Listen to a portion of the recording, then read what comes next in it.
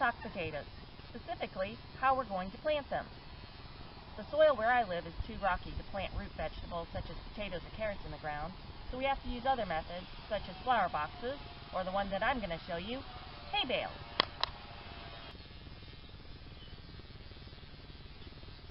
Before we get to planting the potatoes in the hay bale, let me show you the different types we will be planting today. We've got white superior, got our red potatoes, and our Yukon Gold. You want to get these from a gardening store because the ones from a grocery store won't grow so well. So all these I got from a nursery. Now that we have a nice opening, what we're going to do is take our potato, plant it about 6 to 8 inches from the edge before we cover it up. And we'll do that all the way around the hay bale. You don't want it too deep because otherwise the potatoes won't grow. You want to see the potatoes grow out.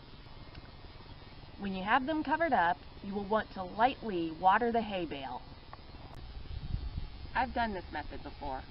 The only drawback though is that you can get an infestation of slugs that will kill the potatoes.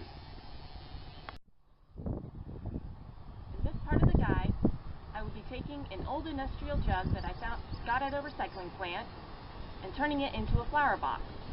The tools we will need for that are a saw, a file, and a drill. First thing we will do is take a saw, cut across the top like this.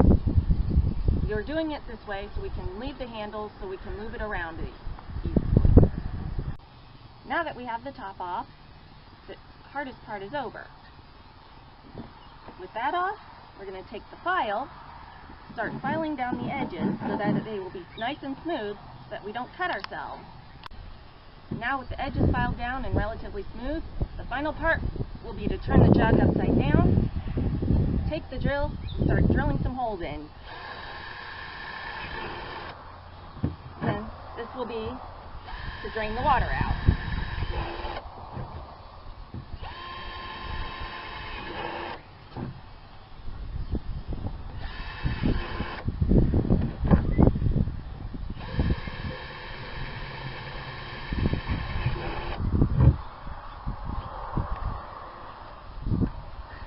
By the way, don't forget to keep the top.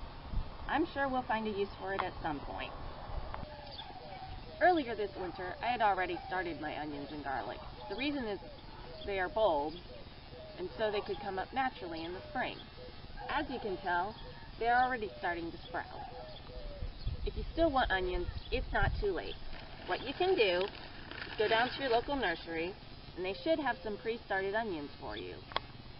These are 2 examples of why we need to plan our garden year-round, so we can be prepared for the next grow season. I'm Minnie Mouse, thanks for watching, and here's a preview of my next 2 major projects. In one of my upcoming videos, we will be taking this tub and restoring it to make it to look nice for our garden, and so we can use it for our carrots. In one of my upcoming videos, we will be transforming this old chicken coop into a mini greenhouse.